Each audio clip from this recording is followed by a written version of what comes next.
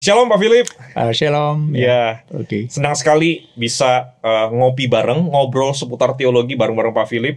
Iya, ya. Thank you sudah bersedia mampir nih. Sama-sama. Ya, ngomong-ngomong tadi sudah sempat seruput kopinya. Sudah enak banget kopinya nih. Enak banget ya. Nah, itu sebenarnya sengaja Pak. Gitu ya. Kalau kopinya enak artinya obrolnya lancar nanti. Oh gitu. Oke. Iya. Nah, Pak Philip, ini kan kita masih dalam suasana Chinese New Year, Betul. suasana Xinjia gitu Pak ya. Betul. Maka hari ini kita akan ngomongin topik yang saya kira seru mestinya, khususnya buat kita-kita Ya. yang kebetulan adalah orang-orang keturunan Chinese begitu ya. Betul. Kita akan ngobrol soal Xiu. Oh, oke. Menarik. Iya. Iya, menarik, menantang, dan menantang. mestinya ya kita akan menikmati sama-sama obrolan kita hari ini Iya, gitu ya. iya. Nah, namun sebelum kita ngobrol sama-sama, kita akan berdoa dulu, kita mohon pimpinan Tuhan karena kita ngopi bareng, ngobrol seputar teologi bareng-bareng. Kita juga akan ngomong dari perspektif firman Tuhan, Iya. perspektif iman Kristen. Iya. Kita mohon anugerah Tuhan buat kita ya Pak ya. Betul. Ya, mari kita berdoa sama-sama. Tuhan, kami bersyukur untuk kesempatan kami boleh ngobrol bersama-sama hari ini. Dan ada yang akan kami bersama-sama perbincangkan. Dan kami berdoa biarlah kebenaran Tuhan yang mengisi, memenuhi perbincangan kami. Ya. Sehingga kami boleh belajar lebih baik lagi, lebih dalam lagi tentang kebenaran Tuhan. Dan kami percaya kebenaran Tuhan itulah yang akan membebaskan kami, akan memampukan kami untuk melihat dan kemudian menjalani kehidupan kami dalam dunia ini dengan baik. Amin. Kami serahkan obrolan kami, berkati kami di studio, berkati juga rekan-rekan kami yang menyaksikan program ini. Dalam nama Tuhan Yesus kami berdoa. Amin. Amin. Nah, Pak Philip, langsung aja nih ya. Iya. Orang Chinese, saya nggak tahu yang generasi sekarang begitu, tapi at least sampai di generasi saya yang masih, kan saya masih kelihatan muda dan baby face ini Pak ya. Masih. Tapi Pak Philip juga nggak kalah kelihatan baby face nih begitu ya. Nah, tapi setahu saya orang Chinese itu sangat akrab dengan yang namanya Xiu. Iya. Ya. Dan kayaknya begitu ya. Semua orang Chinese tua muda ya itu at least tahu lah dia itu Xiu apa gitu kan Pak ya. Iya. Nah, artinya ini kan sesuatu yang akrab sekali, bukan sesuatu yang asing, meskipun mungkin kita adalah keturunan Chinese yang hidup bukan di China begitu kan Pak ya. Tapi at least sih kita tahu lah, itu artinya sesuatu yang sangat akrab sekali dengan kita.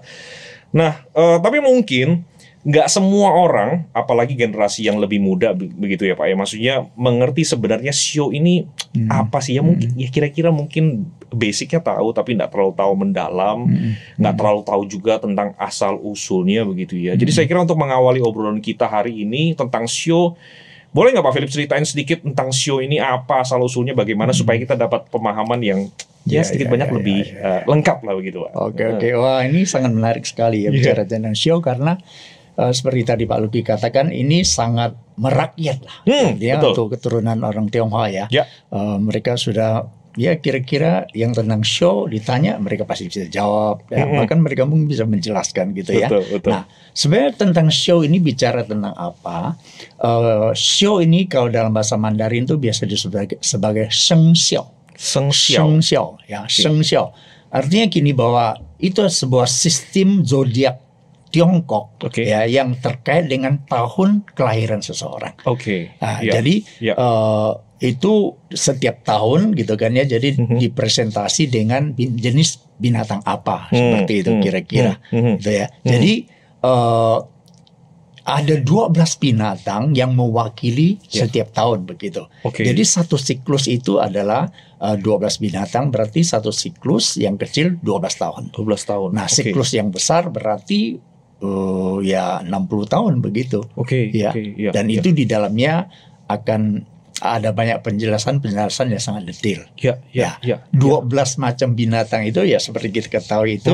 Yang pertama adalah tikus, yang kedua adalah kerbau, yang ketiga adalah macan, yang keempat adalah kelinci, yang kelima adalah naga, lalu yang keenam adalah ular, yang ketujuh adalah kuda, yang kedelapan adalah kambing, lalu 9 monyet atau kera, terus yang ke-10 itu ayam, kemudian ke-11 itu anjing, dan yang ke-12 adalah babi.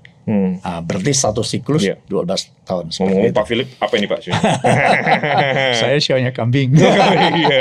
Saya kalau nggak salah ya, kerbau kalau nggak salah. Gitu ya. Oke. Iya. Jadi ini sedikit sejarah begitu ya. Kapan munculnya? Ya. Jadi kalau kita baca di dalam sejarah yang tercatat ya di dalam satu buku yang disebut sebagai Shiji, ya buku catatan sejarah lah yang sangat punya otoritas dalam tradisi orang Tiongkok itu, dikatakan di sana ada seorang raja yang dipanggil Huangti, gitu ya. Kalau mau diterjemahkan ya Kaisar Kuning lah, begitu ya. Kaisar Kuning, Huang Kuning ya. Huang itu kan kuning. Ya, namanya Pak Phil, marga saya. Marga istri saya juga loh, Pak. Gitu ya. Ya. Dalam catatan itu dikatakan Huangti ini seorang yang sangat luar biasa. Dan kemungkinan dialah yang pertama kali dipanggil sebagai kaisar. Sebelumnya itu adalah raja seperti itu. Nah, dalam catatan itu dikatakan bahwa dia disebut sebagai bapak kebudayaan Tiongkok. Pada zaman dia itu kepemimpinan itu berpusat, gitu kan, dari banyak kerajaan begitu berpusat, dan dia itu dipercaya menemukan banyak sekali penemuan dan inovasi begitu ya, sehingga di zaman dia itu kebudayaan Tiongkok itu bertumbuh dengan luar biasa. Ya. Ada catatan kira-kira abad keberapa atau tahun keberapa? Kira-kira itu 2696 sebelum Masehi. Wow. Kira-kira hampir dekat dengan zaman Abraham, kira-kira gitu ya. Dan itu catatan yang cukup lama sekali seperti itu. Nah, Kaisar ini begitu luar biasa sehingga dalam pemerintahannya itu dia mengeluarkan banyak sekali kebijakan dan maklumat. Dan salah satunya adalah bicara tentang show ini. Gitu loh. Berarti sejarah udah cukup lama sekali, gitu kan ya. Nah, dari situlah akhirnya kita mulai mengenal tentang show itu. Lalu waktu terus bergerak pada dinasti Zhou begitu, kira-kira abad 11 sebelum Masehi itu baru terus dikembangkan. Karena itu kan awalnya di situ, lalu terus dikembangkan lagi pemahamannya, penjelasan, lalu pemakaiannya di antara rakyat lah, seperti itu kira-kira. Iya. Dan apakah memang sejak awalnya itu sudah muncul ya 12 binatang tadi itu Pak ya? Iya. Oke, menarik begini ya. Kan binatang banyak. Kenapa cuma 12 itu ya, kira-kira ya. Nah, ini ada legendanya, ada mitosnya. Ada mitosnya. Menarik nih. Ya, ini saya kira sangat menarik, luar biasa begitu kan ya. Dari begitu banyak binatang, kenapa 12 ini? Nah, Alkisah gitu kan ya. Diceritakan ada seorang dikatakanlah sebagai Kaisar Langit dipanggil. Namanya Yi Huang Tati gitu kan ya. Kaisar Langit, kaisar yang paling besar lah kira-kira begitu. Rakyat mengajukan pertanyaan dan minta. Ini kaisar, gimana nih kita menghitung tahun, bulan, hari dan waktu? Karena saat itu kan kalender belum ada, kan ya. Jadi bagaimana caranya? Akhirnya sang kaisar memikirkan begini. Supaya memudahkan manusia untuk menghitung tahun, bulan, hari dan sebagainya. Kan manusia dengan binatang itu sangat mirip, katanya, punya hubungan dekat seperti itu. Jadi akhirnya dia pikirkan gini, pakai binatang sebagai simbol, seperti itu. Nah, lalu apa yang terjadi? Kaisar mengadakan perlombaan di hari jadinya dia itu. Jadi untuk memilih dari sekian banyak binatang itu, ya diumumkanlah ada sebuah perlombaan begitu. Siapa yang paling cepat? 12 paling cepat sampai ke depan kaisar, dialah atau binatang itulah yang dipakai untuk mewakili show itu. Wow. Jadi menarik. Dikisahkanlah bahwa semua binatang ikut lomba dong, semua pengen masuk ke dalam daftar seperti itu dong, kan begitu. Nah, menarik saat itu kucing dan tikus itu masih baik. Mereka juga pengen ikut gitu kan ya. Akhirnya sang tikus yang begitu antusias berkata kepada kucing, ayo saya juga pengen masuk ini jadi lambang show nih. Tapi saya kan pelan gitu, harus menyeberangi sungai yang besar, harus sampai di depan kaisar kan sulit. Akhirnya kucing memberikan ide, kita minta bantuan kerbau aja. Lalu kasih tahu minta kerbau kan biasa bangunnya pagi katanya begitu. Ya besok pagi-pagi bangunkan kita, kita ikut. Benar. Keesokan paginya kerbau pagi-pagi bangun, dibangunkannya lah tikus, kucing. Nah bagaimana kita perginya? Ya kita minta izin, kata kucing. Kita minta izin kerbau, kita naik di atas punggungnya aja. Sang kerbau juga kasih tuh berbaik hati. Akhirnya tikus dengan kucing di atas kerbau, mereka menyeberangilah sungai yang besar itu. Nah, di tengah-tengah penyeberangan itu, gitu kan ya, akhirnya sang tikus ini tendang sang kucing. Akhirnya kucing jatuh ke sungai. Lalu kerbau dengan tikus berlari terus nyeberangi sungai. Dan pas sudah mau sampai ke depan kaisar, tikus langsung loncat ke bawah, dia lari sekuat tenaga, dia yang nomor 1. Oke. Tunggu Pak. Ini beneran cerita show atau Tom and Jerry nih Pak? Kucing tikus. Jadi kucing selalu dijailin sama tikus gitu ya. Jadi berarti tikus yang nomor 1 ya? Iya. Jadi urutan 1 itu tikus. Sampailah dia begitu, lalu baru yang kedua kerbau. Setelah itu baru yang lain menyusul begitu kan ya. Macan tiba-tiba datang gitu. Lalu kelinci juga datang. Nomor 4. Nomor 5 itu naga. Naga kan terbang cepat. Kenapa dia nomor 5? Ternyata dikisahkan legendanya ada satu dataran di daerah timur itu kering kerontang, nggak ada hujan, akhirnya naga turunkan hujan dulu di situ. Jadi dia nggak bisa datang keluar. Kayak gitu, dia berbaik hati. Nah setelah itu muncullah ular gitu kan ya, kuda, kambing, kera, ayam, anjing nomor 11. Harusnya dia cepat. Nah di legenda itu dikatakan anjing itu suka main air, jadi dia main-main dulu sehingga lupa waktu kira-kira gitu. Akhirnya semua sudah kumpul nih. Udah kumpul begitu, baru 11. Kan harus 12 kan. Betul. Lalu mereka lihat-lihat siapa lagi yang belum datang nih. Tahu-tahu dari semak-semak muncul babi. Datang gitu ya. Muncul dengan terengah-engah sambil bertanya, apakah kalian tahu di sini ada makanan yang enak? Gitu.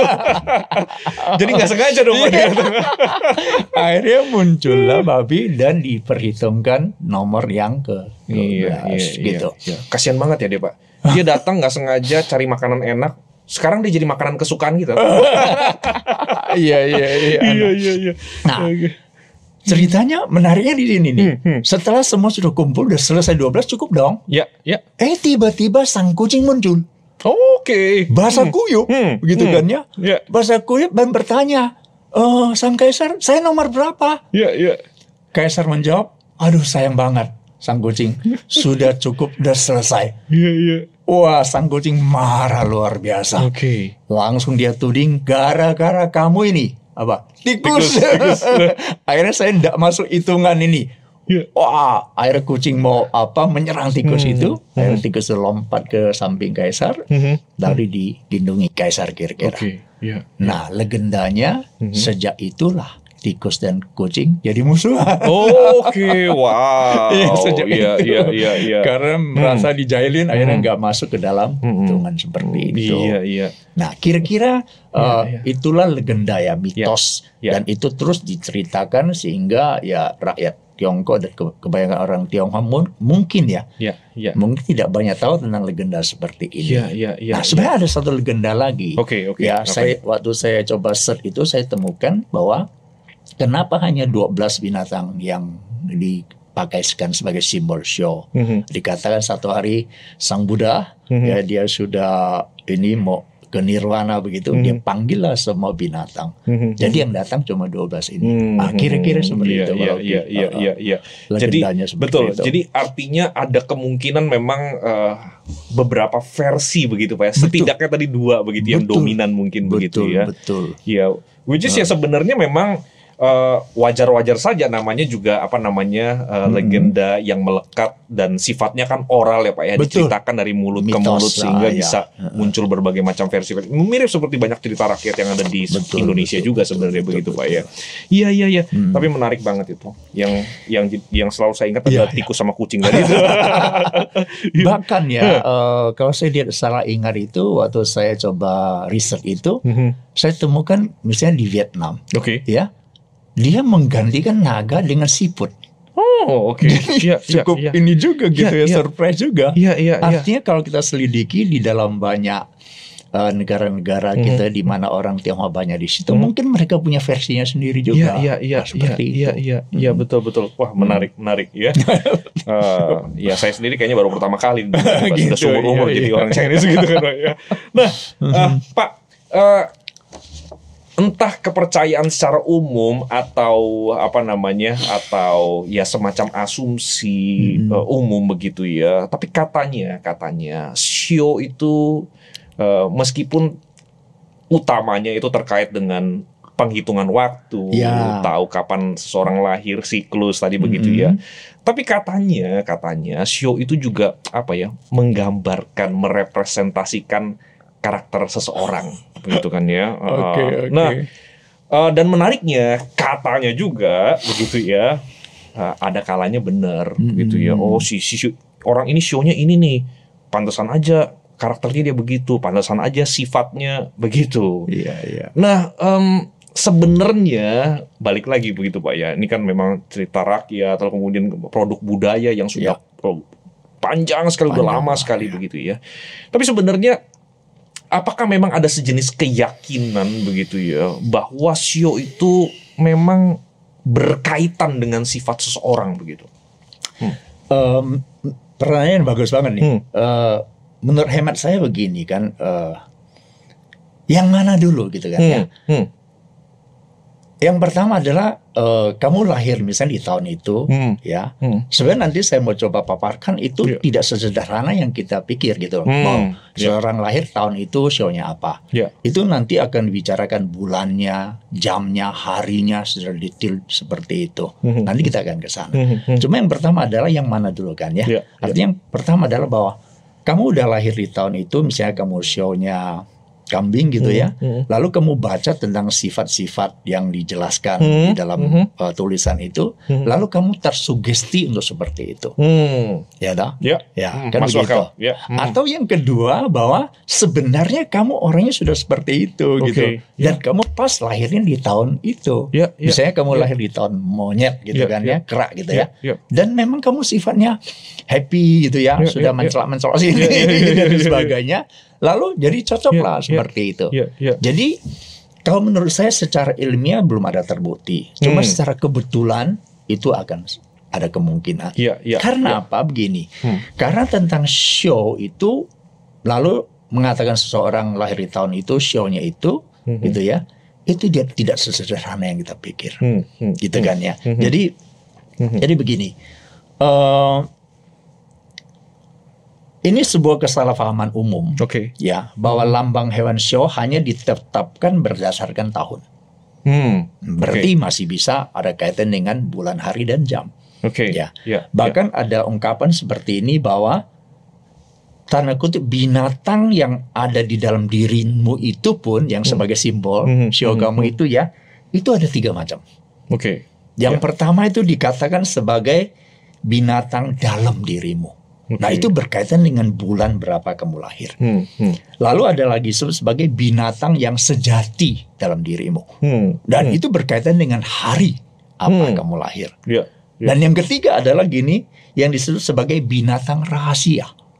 Nah ini namanya juga rahasia. Jadi tidak ada seorang pun yang tahu. Itu berkaitan dengan jam kapan kamu lahir. Wow. Rumit banget seperti itu, betul kan ya?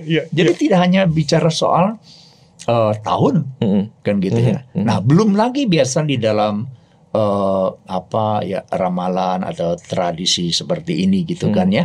Itu berkaitan dengan berbicara tentang 5 unsur alam semesta ini. Ada yang 5 unsur itu. Misalnya yang pertama bicara tentang ada yang kayu. Kayu itu diperintah oleh planet Jupiter. Lalu ada api diwakili oleh planet Mars. Seperti itu. Lalu tanah diwakili planet Saturnus. Lalu logam itu planet Venus gitu ya. Dan yang terakhir air.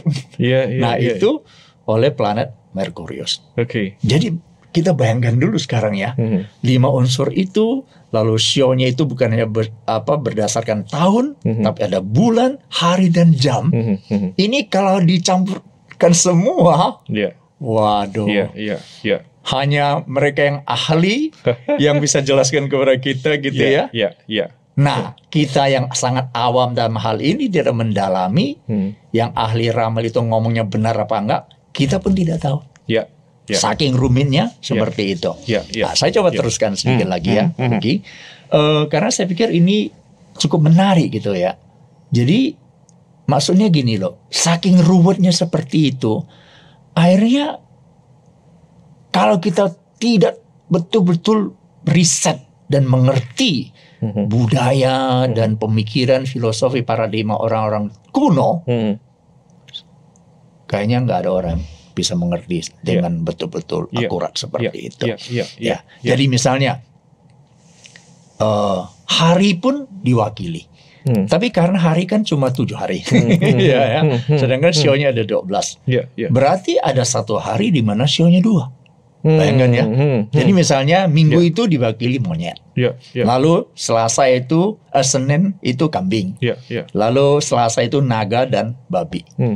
Lalu Rabu kuda dan ayam, Kamis tikus, Jumat itu kelinci, ular, anjing. Malah ada yang 3. Wah, lebih rumit lagi gitu kan ya. Lalu Sabtu itu kerbau dan macan. Ya itu masalah hari. Ya, Pak Loki. Nah sekarang kita lebih kecil lagi, masalah di jam kelahiran juga akan berpengaruh seperti itu. Nah bagaimana dari sistem zodiak orang Tiongkok kuno ini membagi jam gitu ya, berbeda dengan kita. 1 hari kan 24 jam. Berarti dibagi 12 loh. Berarti setiap binatang mewakili 2 jam. 2 jam. Nah, itu yang sering kalau kita nonton film seri silat itu, yang film kaisar-kaisar yang sering disebut sebagai shichen gitu kan ya. Itu sebenarnya ikut shichen, 1 shichen itu 2 jam. Dari sini seperti itu. Cuma kan kita nggak pakai lagi sekarang. Betul. Nah, mulainya menghitungnya dari mana? Itu mulai dari tengah malam jam 11 sampai jam 1 pagi. Itu jamnya tikus. Seperti itu, Pak. Lalu jam 1 sampai jam 3 kerbau. Demikian seterusnya sampai jam 9 malam lagi sampai jam 11 malam itu babi. Jadi tiap 2 jam seperti itu. Nah, artinya begini Pak ya, kalau dengar dari penjelasan Pak itu tentu saja maksudnya ada banyak hal yang kita tidak bisa cakup dalam obrolan kita begitu ya.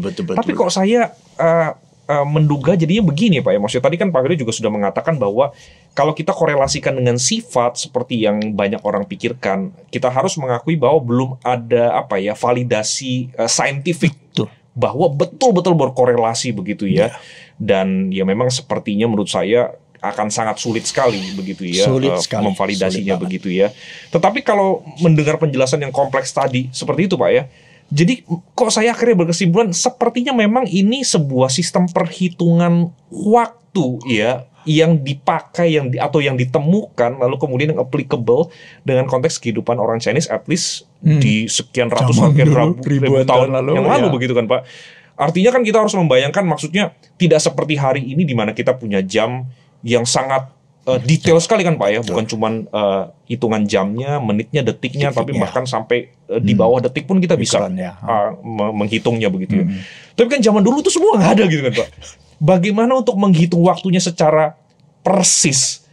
Nah, penjelasan Pak Firly tadi kok kayaknya menolong kita untuk memahami bahwa memang ini sebuah sistem yang dipakai untuk membantu gitu Pak ya.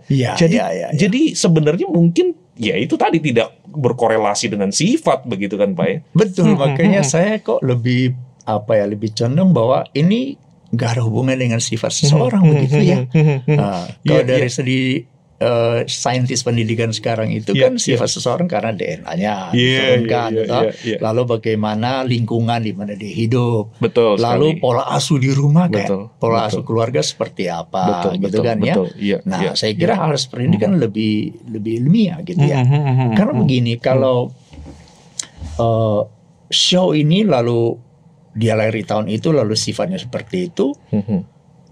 Saya kira yang kita temukan hari ini juga tidak seperti itu, gitu kan ya. Dua contoh saja gitu ya. Contoh yang pertama adalah ya adik saya sendiri gitu ya. Katakan dia show-nya monyet, begitu Pak. Betul, show monyet. Tapi orangnya lambat sekali, Pak. Jadi nggak cocok dengan monyetnya, kira-kira dengan begitu. Simbolnya simbolnya begitu kan ya. Dia saking lambatnya tuh flekmati habis gitu. Kalau di dalam foto karakter tuh dia tuh hijau habis. Kebakaran dia masih tenang-tenang, dan pelan-pelan gitu. Nggak cocok banget gitu loh. Jadi agak sulit kita mengatakan bahwa ini ada korelasi seperti itu ya. Terus yang kedua adalah begini, bagaimana dengan anak yang lahir kembar siam? Berarti kembar siam loh, dari satu telur, Pak. Secara sio sama kan ya? Itu udah pasti sama. Bukan cuma tahun loh, Pak. Bulannya sama, harinya sama, jamnya sama loh, Pak. Itu betul-betul semua udah tercakup. Tapi kebanyakan kita temukan karakternya lain loh ya. Beda banget. Justru kadang-kadang bertolak belakang gitu ya. Itu yang bicara sifat. Kalau bicara tentang nasib, hidup dan sebagainya, kita lihat juga banyak sih ya hari ini. Kalau kamu nggak berusaha keras, nggak kerja keras, nggak hemat dan sebagainya, ya nggak mungkin bilang karena kita sionya naga gitu ya. Ya udah kita pasti dapat hoki terus. Tidak juga. Betul. Nah, hal seperti itu kan kita bisa lihat dalam kehidupan sehari-hari. Setuju banget Pak. Gitu loh. Tapi menariknya Pak ya, entah ya mungkin karena sudah terbiasa begitu Pak ya, sudah terpola begitu ya. Memang harus diakui bahwa di kalangan orang Chinese sendiri, keturunan Chinese, termasuk mungkin teman-teman kita orang-orang Chinese yang sudah Kristen begitu kan, bahkan terlahir Kristen sekalipun begitu ya, dari keluarga Kristen, mungkin juga punya semacam kayak kecenderungan begitu ya untuk memfavoritkan sio tertentu begitu kan Pak ya. Yang saya sering dengar adalah kayaknya orang Chinese itu senang banget dengan sio naga begitu kan Pak ya. Harimau misalnya begitu ya. Nah, jadi kalau dikasih kesempatan, misalnya ya, kalau dikasih kesempatan pengen punya anak itu yang kalau bisa sionya naga, sionya harimau begitu kan Pak ya. Ya pokoknya yang bagus-bagus begitu ya. Nah, memang sepertinya kok itu angan-angan begitu ya. Tapi hari ini dengan kecanggihan teknologi medis secara khusus, konon katanya, saya nggak tahu se-advance apa begitu ya, tapi katanya keinginan seperti ini bisa saja direalisasikan, bisa diwujudkan begitu ya. Selama dananya ada begitu, lalu kemudian ketemu fasilitasnya begitu ya. Nah, tapi yang saya ingin soroti itu sebenarnya adalah kecenderungan untuk misalnya memfavoritkan show tertentu, sehingga kalau bisa saya punya anak yang show favorit saya begitu Pak ya. Nah, dan ini pun juga misalnya diinginkan termasuk oleh orang-orang Chinese Kristen begitu kan Pak ya. Nah, Pak Philip gimana nih Pak? Ada komentar nggak soal ini? Ini menarik ya. Gini, anak laki-laki saya itu lahir di tahun 2000. Tahun 2000 itu adalah tahun naga emas, Pak. Berarti itu hanya bisa 60 tahun sekali putaran baru balik ke situ. Wow. Karena seperti tahun ini nanti kita Imlek itu tahun naga juga ya? Kayu. Tapi kayu ya. Kayu beda. Emas dengan kayu kan beda, Pak. Betul. Jadi sebenarnya pengen yang emas gitu kan. Lebih mahal ya, Pak. Jadi pada saat itu saya dengar juga banyak teman, bahkan ada beberapa teman orang Kristen pun pengen gitu kan ya. Ada yang sampai supaya dapat anaknya dengan sio naga emas, operasi lah apa segala macam gitu ya. Tapi begini gitu ya, kadang-kadang kita orang Tionghoa itu seperti gini, budaya yang sangat diharapkan terjadi dalam hidupnya gitu ya, karena kan dengan show bisa seperti itu kan di belakangnya kan ada ramalan, ada keberuntungan dan sebagainya gitu kan ya. Akhirnya mereka itu begitu istilah itu merasuk dengan sangat kuat gitu. Jadi kadang kita pun pengen kayak gitulah, seperti itu gitu kan ya. Namun gini, harus kita kembalikan bahwa asal muasalnya semuanya ini kan kira-kira berapa ribu tahun yang lalu. Artinya itu semua harus normal, harus secara alamiah gitu. Tadi Pak Luki katakan dengan ipte medis yang bagus ya. Berarti itu kan direkayasa kira-kira gitu. Karena dulu nggak ada gitu. Nggak ada gitu kan ya. Nah, apakah dengan cara gini? Ya, mungkin kamu lahir betul di tahun naga. Tapi bagaimana dengan yang embel-embelnya itu loh? Kan bukan cuma kita harapkan misalnya anak itu lahir di tahun naga. Nah, di baliknya itu yang harus kita waspadai kan gitu ya. Nah, sedangkan di baliknya semua itu kan harus kelahiran secara normal. Nah, sekarang kita kondisikan, kita rekayasa, apakah itu akan mengikuti? Itu kan sudah sebuah pertanyaan besar gitu kan. Betul. Lagi pula kalau balik ke poin yang sebelumnya tadi kan Pak ya, belum tentu sifat dari misalnya orang tersebut akhirnya sesuai dengan simbolisasinya, begitu kan ya. Betul. Artinya dipaksa-paksain pun belum tentu terjadi seperti yang kita harapkan. Betul. Saya curiga takutnya gini, itu hanya semacam supaya pride aja. Wih, anakku lahir di tahun naga loh, anak naga loh, kira-kira gitu ya. Seperti itu. Atau akhirnya itu menjadi semacam sugesti gitu ya. Karena kamu lahir sebagai anak naga gitu kan ya, maka harus kerja keras dan sebagainya. Pertanyaan kita lalu show yang lain apa nggak perlu? Kan tidak seperti itu. Betul. Gitu kan ya. Iya. Jadi saya kira masa kelahiran itu harus normal dan secara natural. Itu dulu gitu kan ya. Lalu kan begini bahwa sebaliknya. Kalau misalnya sepasang suami istri, lalu dia hamilnya dan dokter udah hitung anak lahir pas tahun show-nya babi. Kan nggak bisa ditunda dong. Tetap harus lahir kan kayak gitu kan ya. Jadi mau nggak mau gitu.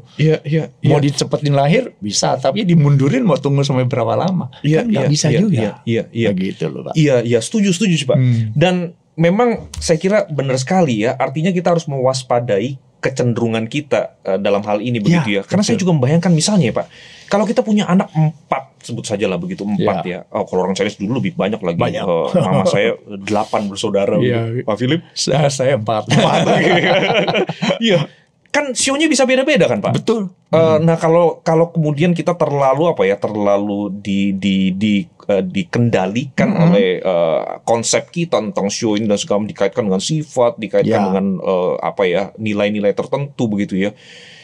Kita bisa bisa mungkin memfavoritkan anak tertentu dan melupakan anak yang lain begitu kan ya Pak ya. Bisa. Dan ini akan jadi seperti apa kan anak-anak ini begitu ya, karena mereka kan tidak pernah merencanakan mereka akan lahir di tahun itu begitu kan ya. Betul. Iya, dan saya kira maksudnya ini sangat berbeda sekali misalnya dengan perspektif iman Kristen yang melihat bahwa setiap kita itu diciptakan dengan begitu unik, begitu spesial, dan Tuhan mengasihi kita begitu kan Pak ya. Dan itu pun juga itulah sebabnya para orang tua juga diperintahkan untuk kemudian mengasihi anak-anaknya semua dengan baik begitu ya, karena setiap ciptaan itu berharga di mata Tuhan begitu kan Pak ya. Dan satu lagi yang bahaya adalah gini, bahwa akhirnya mereka menjadikan show itu sebagai alasan. Misalnya, kamu kok nggak berhasil sih? Kerja kok nggak beneran? Ya, kasih uang buka perusahaan pilot melulu gitu kan. Sekolah nggak bener. Jadi anak bisa, ya saya show-nya babi yuk. Ya babi kan males makan tidur dan sebagainya. Nah itu bisa dijadikan alasan untuk dia tidak berjuang dengan hidupnya. Bisa juga seperti itu. Gitu kan, betul. Nah, jadi saya kira kita harus waspada lah. Kita harus waspada betul. Iya. Iya. Nah, pada waktu kita ngomong tentang sio Pak Philip ya, kok sepertinya ya karena ini terkait dengan cara orang dulu, khususnya orang Tionghoa menghitung waktu gitu ya. Ya ini pasti kan ada kaitannya dengan angka. Tadi Pak Philip juga menyebutkan beberapa kali angka-angka dan segala macamnya yang mulai dari yang simple sampai yang rumit ya Pak gitu ya. Tapi orang Chinese ini mungkin sepertinya melihat sio itu ya itu juga ya, kenapa suka dengan show tertentu, apakah terkait juga dengan penghitungan angkanya, sama orang Chinese suka dengan misalnya angka tertentu, misalnya simbol-simbol tertentu begitu ya, suka dengan kalau ini tambah ini kurang ini nanti hasilnya jadi begini, wah ini angka yang bagus misalnya begitu kan Pak ya, dan angka-angka itu ya ada simbolisasinya begitu kan ya, misalnya suka angka 8 ya Pak ya. Iya betul. Iya. Kenapa tuh Pak? Orang jadi suka angka 8 tuh kan misalnya kan Pak ya. Iya. Maka dalam budaya tradisi yang berkaitan dengan show ini pasti ada berkaitan dengan simbol, penghitungan angka dan sebagainya. Karena kalau tentang show ini sulit dilepaskan dari ramalan kan. Yang tadi saya katakan bahwa kedepannya seperti bagaimana oh ini hari baik diteruskan, oh ini hari yang jelek jadi dihindari, seperti itu loh. Jadi pengen tahunya ke depannya seperti apa. Akhirnya itu dimanifestasikan juga di dalam simbol dan angka-angka tertentu. Ya tadi katakan angka yang paling disukai orang Tionghoa apa? 8. Kenapa 8? Karena 8 tuh bunyinya pa, fa, itu makmur gitu lah, kira-kira gitu. Jadi suaranya hampir sama. Suaranya gitu. Mirip ya. Makmur, menjadi kaya dan sebagainya. Nah, dalam beberapa dialog itu benar-benar kedengarannya, wah, makmur ya. Wah, kaya raya. Jadi mereka suka angka 8 itu gitu kan ya. Maka nggak heran tuh, coba lihat orang-orang Tionghoa masih totok ya, nomor teleponnya itu kalau bisa semuanya 8. Betul. Plat mobil. Plat mobil ya, nomor rumah kan kayak gitu ya. Nah, angka selain 8 itu ada juga misalnya angka 6. Ya, 6 juga dipercaya kalau dilafalkan dalam dialek tertentu itu bisa halus ya, artinya atau lucu, sesuatu yang baik yang mendatangkan keberuntungan lah gitu. Maka nggak heran kadang-kadang ya mereka yang sangat totok ya, mereka janji taken kontrak jual beli itu ya, mereka juga cari tanggal-tanggal seperti itu, tanggal 8 atau tanggal 6 seperti itu. Dan satu lagi itu yang paling disenangi juga itu angka 3. 3, 6, 8 gitu. Iya. 3 ini kenapa nih Pak? Karena 3 itu waktu dilafalkan itu artinya bisa hidup gitu loh. Jadi hidup berkelimpahan gitu kan ya. Kan orang Tionghoa kan paling takut meninggal mati kan gitu kan. Jadi kalau ada kata san gitu ya, kalau bahasa Kongo tuh benar-benar hidup tuh gitu kan. Jadi mereka lebih suka seperti itu. Iya. Nah, apakah ini sekedar karena suka dengan bunyi yang mirip dengan kata yang punya pengertian lain, begitu kan Pak ya? Atau sebenarnya ada mitos-mitos kepercayaan-kepercayaan yang sifatnya religius di balik itu Pak, begitu? Karena gini kan, kalau seandainya nggak ada kaitan dengan mitos atau kepercayaan religius, menurut saya sih sah-sah saja ya Pak, kita favorit angka tertentu misalnya gitu kan ya. Saya boleh suka dengan angka tertentu dengan alasan yang saya buat sendiri misalnya begitu kan Pak ya. Tapi tentu akan menjadi berbeda sekali ketika misalnya saya suka angka tertentu karena ada kepercayaan tertentu di baliknya. Gimana nih Pak? Gini Pak Luki, kalau kita bicara di dalam tradisi dan budaya Tionghoa itu sangat sulit dipisahkan dengan kepercayaan. Karena di dalamnya pasti ada satu mengandung harapan-harapan gitu loh. Ya kan? Ya harapan-harapan ke depan bagaimana, dan itu nggak bisa hanya sekedar aku suka, enggak. Jadi pasti semacam dalam tanda kutip ada doanya di dalamnya. Ada wish gitu. Ada wishnya seperti itu kan gitu kan ya. Makanya kenapa dia orang-orang Tionghoa juga nggak suka dengan angka 4. Ya dong, 4 kalau dibaca se gitu kan. Jadi dekat dengan se mati begitu. Jadi hindarilah gitu kan ya. Lihat beberapa hotel, apartemen gitu ya. Lantainya enggak ada lantai 4, 3A, gitu loh, sampai seperti itu. Saya pertama kali pindah ke Pasar, saya lihat liftnya, ada nggak ya? Oh ada 4 ya, begitu. Aman, ada. Gitu kan ya. Jadi gini ya, jadi sulit dipisah, gitu ya. Kalau mereka suka dengan angka tertentu, pasti tadi katakan perlu ada wishnya. ke sana. Begitu ada wish di situ, udah bukan hanya sekedar hobi. Betul ya? Karena ada satu harapan yang dikatakan dalam alam roh mereka inginkan sesuatu seperti itu, Pak. Gitu ya. Dan ketika sudah masuk ke situ, ini sudah terkait tentu dengan kepercayaan tertentu, begitu, Pak ya. Betul. Itu yang sangat sulit untuk dipisahkan. Kalau ada sekedar misalnya yang tadi Pak Luki katakan, dia menentukan hari pernikahannya di hari ulang tahunnya, ya enggak apa-apa. Ya toh? Misalnya tanggal 12 bulan 2 2022. Enggak apa-apa. Ya kan? Nah, kayak gitu tuh betul-betul murni lah. Seperti itu. Atau jangan tentukan hari pernikahan di mana musim hujan lebat. Nanti banjir. Kayak gitu oke. Tetapi gini, banyak orang-orang Tionghoa yang masih totok, yang percaya dengan show dan simbol tanggal itu, mereka itu tidak hanya sekedar seperti itu, Pak. Mereka menghitung. Dan konon cerita ada semacam buku pegangan, Pak. Ya, Tongsu namanya itu, ada buku pegangan. Itu bisa dicari tanggalnya, ini tanggal baik, ini enggak, dan sebagainya, gitu kan ya. Nah, baik enggak baiknya itu bukan masalah karena banjir, hujan, bukan lagi, Pak. Itu sudah berkenan dengan alam roh. Ini datangkan berkat enggak? Ini datangkan bahagia enggak? Atau ini justru enggak boleh, harus dihindari. Maka di dalam kepercayaan orang Tionghoa akhirnya ya muncullah seperti ini. Bisa jadi tak kala kamu pergi menanyakan tentang nasibmu ke ahli ramal gitu ya, dia akan kasih tahu kamu bahwa tahun berapa, hari apa, bulan apa, kamu nggak boleh pergi, nggak boleh keluar rumah.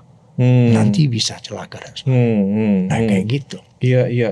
Berarti bukan hanya sekedar angka ya. Betul. Bukan sekedar hari ya. Betul. Gitu bukan cuma sekedar cari angka cantik doang. Bukan lagi gitu loh. Iya, ada semacam kepercayaan yang sangat kuat sekali begitu, Pak ya. Iya. Nah, hal seperti itu dia tentu harus dihindari oleh orang-orang Kristen. Iya, betul. Jangan sampai hari ini kurang baik nih, enggak boleh saya enggak ke gereja loh. Nah, itu betul. Iya kan? Betul. Gak bisa seperti itu. Iya, betul. Ya, lagi-lagi sebab ya perspektif atau konsep seperti ini berbeda dengan apa yang Alkitab sampaikan. Bahwa Tuhan itu menganugerahkan hari-hari hidup kita, Tuhan yang mengatur segalanya gitu kan, Pak ya. Jadi kita sebagai orang Kristen melihat yang baik itu selalu ya terkait dengan Tuhan begitu kan, Pak ya, bukan berdasarkan perhitungan angka tertentu misalnya begitu ya. Iya. Nah, saya langsung ke yang pamungkas nih sekarang, Pak ya. Yang pamungkas. Jadi sebenarnya dan kemungkinan juga ini yang dinanti-nantikan oleh yang menyaksikan program kita, Pak, begitu ya. Sebenarnya orang Kristen boleh nggak sih, Pak, ya kalau sekedar tahu show-nya, saya rasa jawabannya pasti akan boleh begitu kan ya. Nah, sejauh mana kita boleh kemudian mengetahui, lalu kemudian ya sedalam apalah koneksi kita dengan urusan sio dan angka ini, Pak, begitu ya. Sebagai orang Kristen, sebagai orang Chinese juga khususnya begitu. Saya kira begini gitu ya. Hanya sekedar tahu, saya kira enggak masalah, Pak. Ya. Karena sekali lagi budaya itu bicara identitas. Kita ini orang Tionghoa gitu kan ya. Jadi kalau ditanya nggak tahu ya gimana juga rasanya gitu ya. Betul. Cuma kita harus hati-hati ya, sampai sekedar tahu aja is okay. Jangan didalamin. Ya kan? Tapi kan masalahnya di sini kalau kita pengenalan kepada Tuhan nggak pengenalan firman nggak iman kurang kuat, ya itu harus memang tidak boleh terlalu banyak untuk mengetahui seperti itu. Karena itu akan menarik kamu untuk lebih jauh. Nah, itu yang harus kita hindari, Pak. Betul, gitu ya. Betul. Aduh, saya sio kambing ini, saya coba baca nih. Itu udah mulai tuh. Ya, peruntungan saya tahun ini sio kambingnya gimana? Nah, kalau udah masuk ke sana kan udah nyimpang banget. Kan gitu kan ya. Betul. Ya, apalagi kalau iman kita udah nggak kuat, lalu banyak masalah, kesulitan dan sebagainya gitu ya. Biasanya kalau kayak gitu kan rasanya Tuhan jauh banget gitu ya. Lalu kita cari cara lain kan gitu ya. Jadi pas membaca hal seperti itu, tanpa kita sadari itu kita bisa percayakan hal itu. Saya kira itu yang tidak berkenan kepada Tuhan seperti itu. Nah, yang kedua adalah gini. Saya beberapa kali juga dengar ya, orang bercanda lah gitu kan ya. Kamu sionya naga, ya. Kamu babi ya? Nah, saya bilang bukan babi, saya orang. Atau ada yang bercanda gini, oh enggak, saya enggak sio ini itu, saya sionya Yesus. Saya kira nggak boleh juga. Masa disejajarkan Yesus dengan simbol-simbol binatang? Simbolnya nggak boleh, gitu kan ya. Nah, hal seperti itu harus kita hindari. Tapi sekali lagi, ya nggak tahu sebenarnya nggak ada apa untung ruginya bagi kita. Namun terakhir saya harus tambahkan adalah begini, kadang-kadang di dalam kita memperkenalkan iman kita, memperkenalkan Yesus kepada orang lain, budaya itu bisa menjadi tool. Gitu kan ya. Jembatan lah untuk berbicara tentang Kristus kepada mereka gitu kan ya. Kalau kita ketemu dia totok, kita langsung bicara Yesus, mungkin hatinya langsung tutup. Atau dia pakai sapu usir kamu keluar. Tapi kalau kita bicara dulu dengan show dengan budaya gini-gini ya, dia merasa ini bisa juga cocok nih ngomongannya gitu kan ya. Dari situ akhirnya pelan-pelan masuk seperti itu. Nah ini juga cara yang sangat bagus juga dalam kita memperkenalkan iman kita. Betul. Iya. Jadi kalau saya boleh simpulkan nih Pak Philip, saya kira sebagai orang Chinese tentu ada baiknya kita mengetahui informasi-informasi yang mendasar tentang Shio, karena ini bagian dari budaya orang Chinese begitu kita, ya.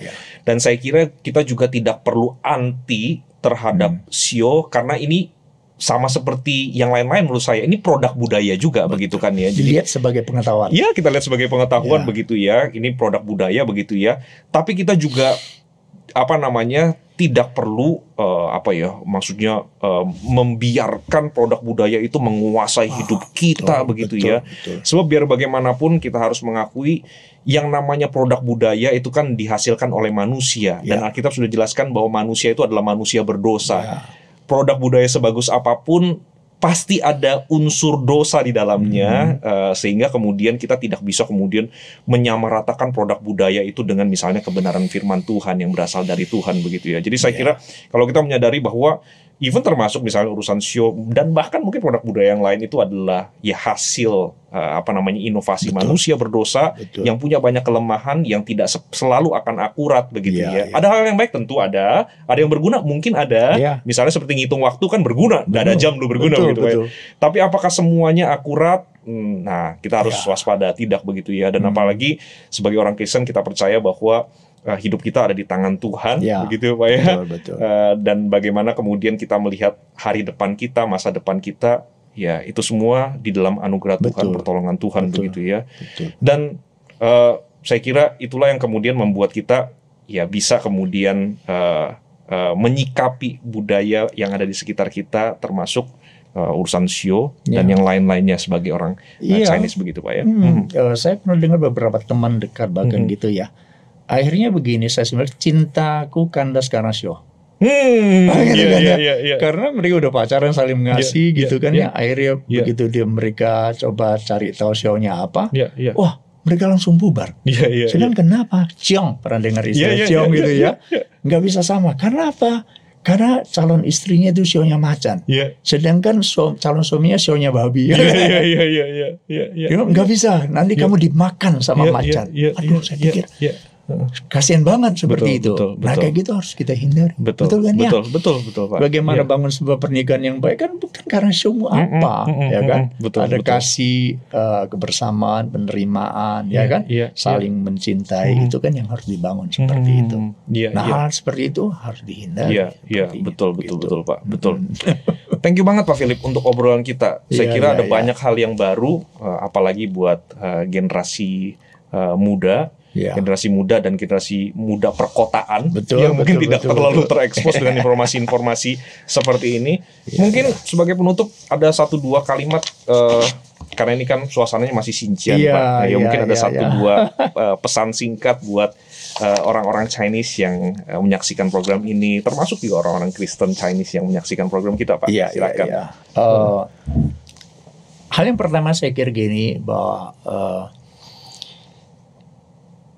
budaya tadi saya katakan sebagai identitas gitu ya. Orang Tionghoa ya kita nggak mungkin tinggalkan, lupakan semua budaya. Tapi harus bisa bedakan bahwa yang ini adalah gini, tradisi budaya. Yang ini adalah tradisi religi. Harus dibedakan tuh kan gitu kan. Tradisi budaya itu harus kita ikutin gitu kan, kita terima dan bahkan mungkin kita harus bangga ya dengan budaya seperti itu. Kalau enggak kita kehilangan identitas seperti itu. Ya. Nah, tapi kalau udah berkenan dengan tradisi religi, agama, nah itu yang harus kita hindari. Bagaimana membedakannya? Sebenarnya gampang aja. Nah, bedakan adalah gini, budaya itu hanya semacam pengetahuan warisan yang terus turun-temurun, sebagai tradisi kebiasaan. Tapi kalau udah tradisi religi, itu sudah mengena dengan roh, gitu loh, dengan wis tadi tuh. Nah, kalau udah ke arah sana, berarti kita nggak boleh, ya, karena Alkitab mengatakan Tuhanlah menjadi satu-satunya Tuhan yang mengatur, yang memberkati hidup kita seperti itu. Hal yang kedua adalah begini, supaya orang percaya, saya kira kita harus hindari ramalan-ramalan. Maka kadang-kadang tipis banget ya, maka perlu belajar firman dengan baik untuk bisa membedakan. Betul. Dan itulah sebabnya ngopi bareng ini ada, Pak. Betul. Kita belajar lagi balik ke firman Tuhan. Bahwa ini hanya sebatas tradisi budaya. Kalau ini, wah udah kena dengan agama kepercayaan, kita harus hindari seperti itu. Kalau udah bicara kamu sionya apa, ke depanmu kamu gimana, lalu jenis usahanya harus begini, anakmu harus gini-gini, wah itu kita harus hindari seperti itu. Bahkan Alkitab katakan Tuhan membenci hal yang bersifat ramalan itu, ya kan. Nah, apalagi kalau misalnya dengan show itu lalu kita harus gini-gini lah. Kita kan ini dicipta sesuai dengan gambar dan rupa Tuhan, kan ya. Manusia itu lebih tinggi dari para binatang, kan gitu. Kan.